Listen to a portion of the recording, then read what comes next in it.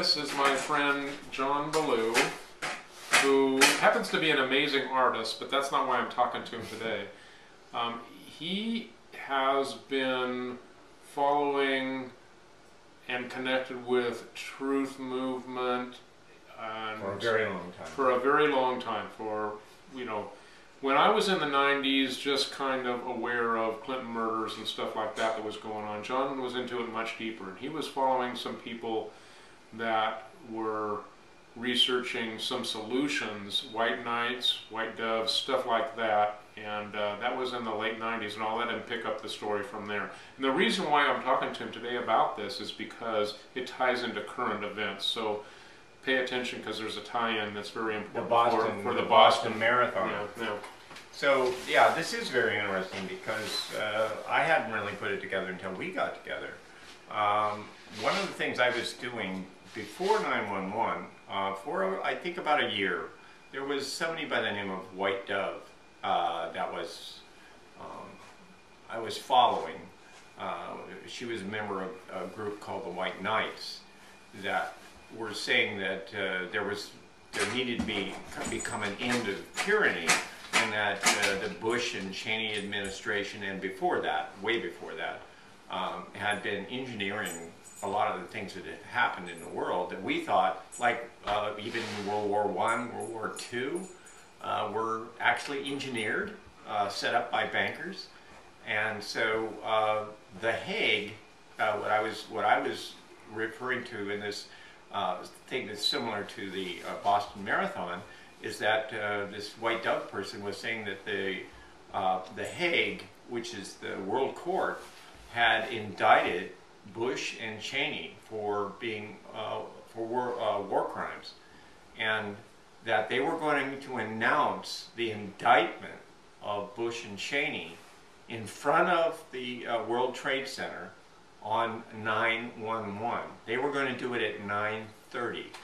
And I don't exactly remember when the planes hit the tower. I think it was 9 a.m. It was a little, was it 9? It was 8:40 Very something, close to, I believe, yeah. just before 9. So I was tuning in, waiting for the announcement that Bush and Cheney were indicted, and that The Hague was fining Bush and Cheney $1 million a day while they were trying to avoid this confrontation. And so as I'm tuning in, lo and behold, we have 911. And now some of you people may know that there's indictments against Obama and Bush and probably Cheney and some other people, but they pull off this Boston Marathon staging very much like 911, which, if you are aware, you know that it was an inside job. So it's just and the parallel is even as extensive as the envelopes with poison, in this case ricin, sent to members of Congress, and it was anthrax, I believe, in 911. So it's a they're pushing on the buttons, really trying to do this this tie-in to this collective thing that we've got going with the trauma-based mind control of the nation with 911. Yeah, and one of the things too is that a lot of psychologists and psychiatrists have actually stated that about 15% or 20% in the United States is suffering from PTSD, stress, because of 911. Still, 10 years later. 10 years later, right. Yeah. And I think it's more than 15% or 20%. So a lot of you people out there, a lot of these things are set to traumatize you. So all I'm saying is, it's not a coincidence. I've got one question about the original 911. I haven't asked you this before, but this was before the Iraq War. Yeah. But so, what were the war crimes that for Bush and Cheney? Well, they were doing all kinds of things to manipulate the system. It would be, I'd have to go back through my history, but yeah, they were indicted for crimes against the world and crimes against our nation's intervention into wars and creating wars in other places before you know, Iraq. Before it was even Iraq, yeah. Right. So they've been doing this. This has just been, you know, like I said, different people have been, you know, like backing Hitler. Yeah, engineering wars, World War I, World War II. Yeah. And so there was a group of people that were very aware of this and fully expected Bush, with the Nazi family background, to be following in his footsteps, and they weren't about to let him have that chance. But the powers that controlled the Nazi faction that's behind all this, they had a trump card that they played called 911, blowing up the towers. Yeah, and once 911 happened, see, I mean, a lot of people have said, well, wait a minute, if The Hague, the World Court, was indicting them, why couldn't they keep going ahead with this? Well, think about it. Anybody that said anything against, you know, what was going on was a traitor.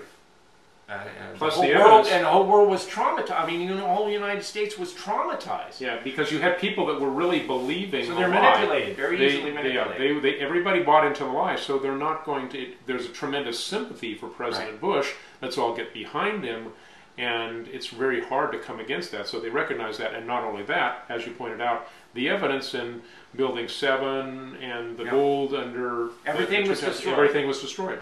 Yeah, just so you know. A lot of these indictments are way past due. I mean, before 9/11, Bush and Cheney should have been indicted, and they should have been taken out of office, and the world should have been able to step in. And the world is trying to step in again and again as the indictments are coming in. Lo and behold, we have the Boston Marathon sham. And we don't want to make this about only Bush, because in this case, the leader of the band of bad guys is Obama, who really is just a Bush with a different face, and it's Clinton before him who's also, I believe, also indicted. So this is a multi-party thing. This is not a left or right thing. Let's make that. It doesn't have anything. There are no parties really. There's just different ways of doing the same thing, and the big guys in behind this are still taking us down a road that takes us away from freedoms and taking away the Constitution. And this is just one more step in that direction, while indictments are coming forward trying to stop that. Yeah. So wake up, guys. So yeah, these indictments, as we didn't clearly point out, were in the New York Times on the day of the Boston Marathon. I believe it was the same day.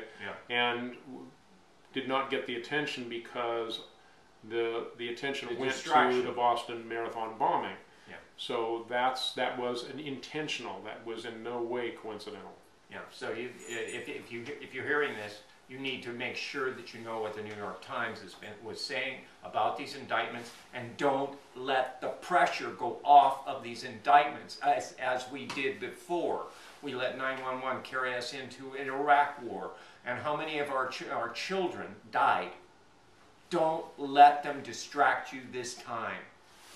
And John, you have, I know that you work with trauma victims at various times. Can you speak a little bit to how this trauma that is of Boston, which is kind of similar to 9/11, where you have the explosion followed by the bioweapons, the bioterror, the poison, the ricin sent to a senator and Obama. How can that trigger the memory of the last trauma? Yeah, so that it does, it's done in such sequence. What it does is, in our subconscious, most of our PTSD is in the subconscious, and so it just comes up in the reactions. So if they reenact similar events, it then re-stimulates the old trauma. So guys, they're trying to stimulate the trauma to take your attention away once again. So calm down and go back and look at the indictments. That's where we need to be focused. Not on these distractions. We need to be focused on what are the indictments, and we need to get rid of these people that have been misleading us.